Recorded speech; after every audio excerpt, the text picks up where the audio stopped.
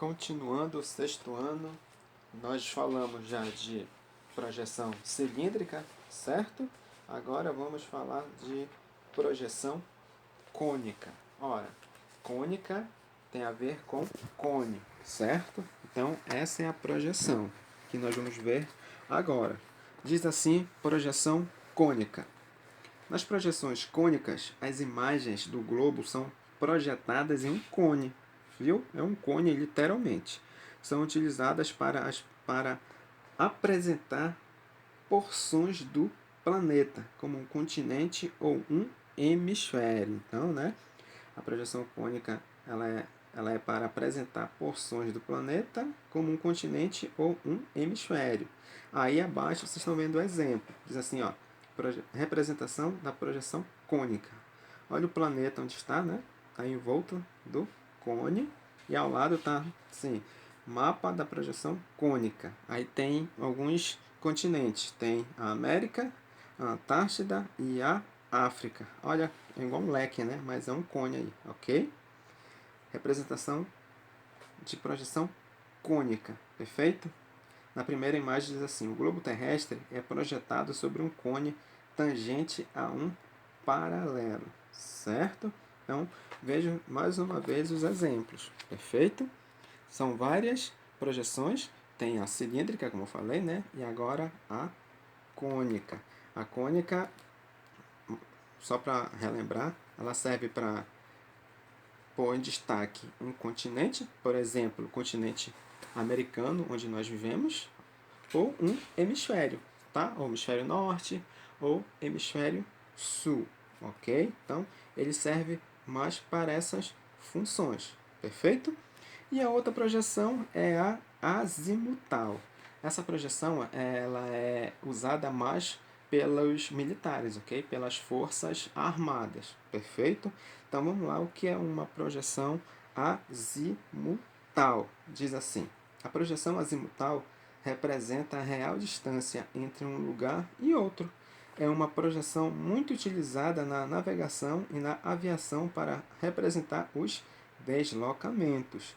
É também usada pelas forças armadas em treinamentos ou mesmo em conflitos militares, ok? Então, os militares usam muito isso para localização, perfeito? Então, lá eles têm todo os instrumentos necessários para fazer essa projeção azimutal, ok? Então, seja quando tem algum conflito, eles querem conhecer uma área, eles usam essa projeção, ok? Aqui abaixo tem umas representações. A primeira é representação da projeção azimutal.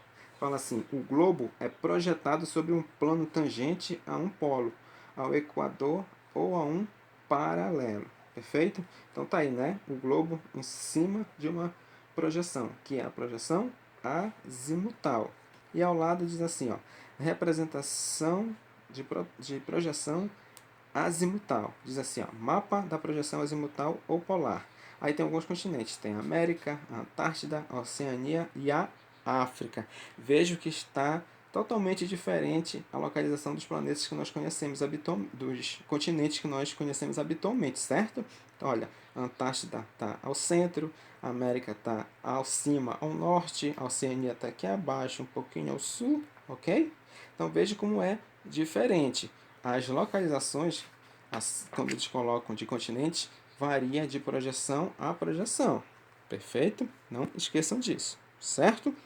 E ao lado temos aqui algo falando sobre anamorfose. O que é anamorfose? Rapidamente, resumindo para vocês, diz assim, ó.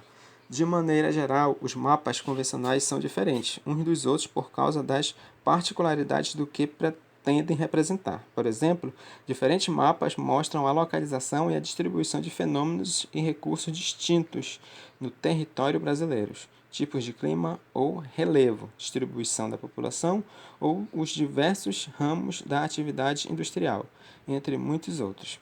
O que normalmente é comum em todos os mapas é a base utilizada para representar a localização dos fenômenos, objetos ou recursos. Já aqui abaixo diz assim: todavia, é possível representar os fenômenos nesse mesmo território nacional de maneira que o próprio pano de fundo varia em razão da distribuição espacial de determinado fenômeno. É o mapa em anamorfose, no qual os contornos do território e das divisas das unidades federativas são distorcidos para indicar maior ou menor densidade do recurso a ser representado. Nesse caso, a base é relativa, já que a própria forma varia para indicar as diferenças dos atributos do espaço geográfico. Observe a seguir um exemplo do mapa em anamorfose. Diz assim, ó. Olha aqui, mapa mundi, por exemplo, certo? Olha, eles são pintados. Esse é um mapa em anamorfose. Veja como ele é totalmente diferente dos que nós já conhecemos, certo? Então, abaixo dele tem uma atividade. São 3 perguntas. Diz assim: qual é a principal diferença entre os mapas convencionais e os mapas em anamorfose?